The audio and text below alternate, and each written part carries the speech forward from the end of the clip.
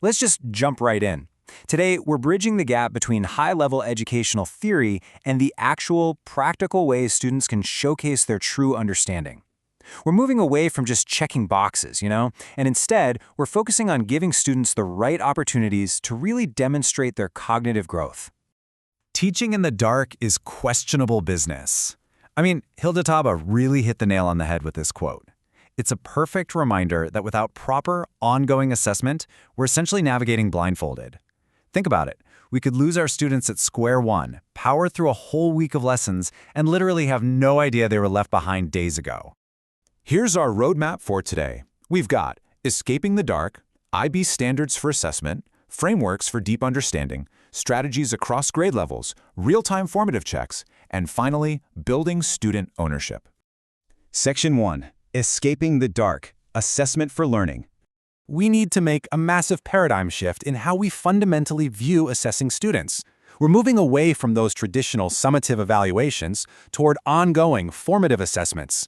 Think of a summative assessment, which usually happens at the very end of a unit, like an autopsy of what was learned. It's already over. But formative assessments? That is designed specifically to respond to and enhance learning while it's actually happening. It gives us the exact data we need to adjust our teaching on the fly, offering feedback that actually feeds forward. Moving on to Section 2. IB Standards for Assessment, the Foundation. What's incredibly powerful is how perfectly this shift aligns with the International Baccalaureate Framework. The IB program standards actually require us to use approaches that actively improve the learning process. Take a look at Standard 2, using varied methods that are fit for purpose. This is absolutely crucial, because using varied strategies ensures we address learner variability.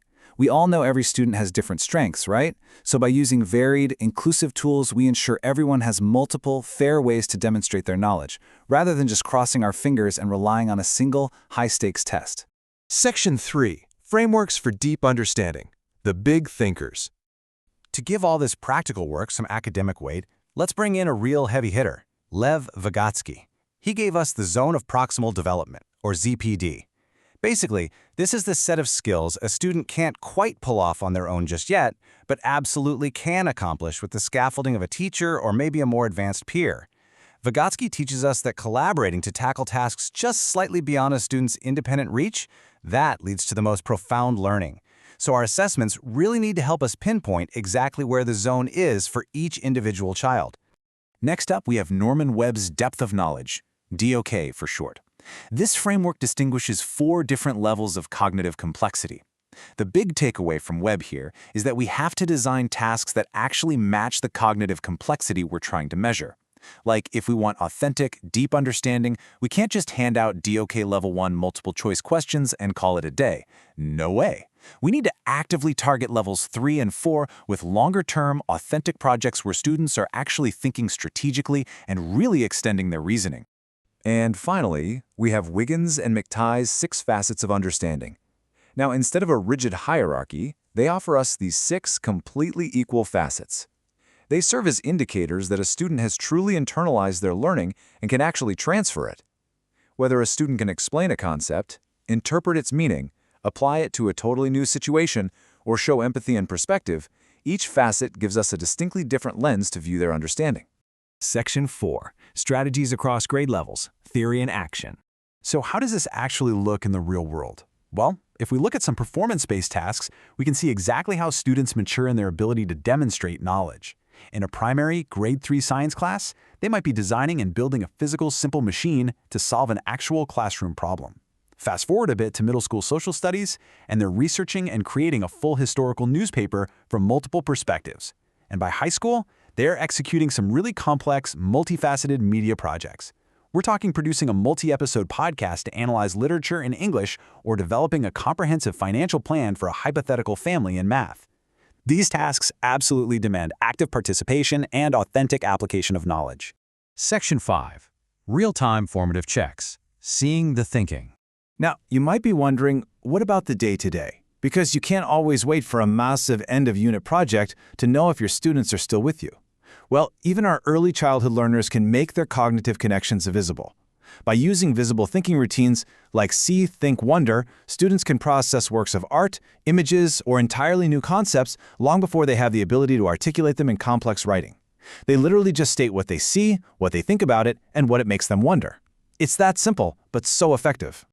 Oh, and one of my absolute favorite rapid-fire methods is the windshield check strategy. Basically, you just pause the lesson and ask your students to self-assess. Is their windshield clear? Meaning they see the destination, they totally get it. Do they have bugs? Meaning it's mostly clear, but they hit a couple of bugs and maybe need a little more practice. Or are they in the mud, like completely lost and needing some serious help? This lets you instantly assess the room, divide them up if you need to, and immediately adapt your lesson based on who needs help right that very second. A real game changer. And here are a few more really effective rapid-fire strategies to toss in your toolkit. You've got finger signals, where students just hold up 1 to 5 fingers to rate their understanding. A misconception check, where you actually present a deliberate error and challenge them to fix it. The human bar graph, which is great because it gets them out of their seats to line up based on their confidence level. Or just having them jot down their muddiest point or an exit card right before they leave. Honestly, adding these strategies prevents students from sitting there in silent confusion for days on end before a formal test finally reveals the issue. Section 6. Building Student Ownership. Empowering the learner. Ultimately, giving students varied ways to show their understanding does a whole lot more than just give us data. It radically shifts the power dynamic in the classroom. When students use spaced learning to retrieve past concepts over time or employ self-explanation to literally explain it to their own brain out loud, they take total ownership of their cognitive growth. We also see this in the protégé effect, where students learn incredibly well by simply teaching a concept to a friend. They transition from being passive receivers of information into active drivers of their own education. And this brings us to a famous thought often attributed to Albert Einstein, which really gets to the heart of why everything we've discussed today is so incredibly vital. Everybody is a genius, but if you judge a fish by its ability to climb a tree, it will live its whole life believing it is stupid. Alternative, performance-based assessments and varied formative checks, that is how we let our fish swim.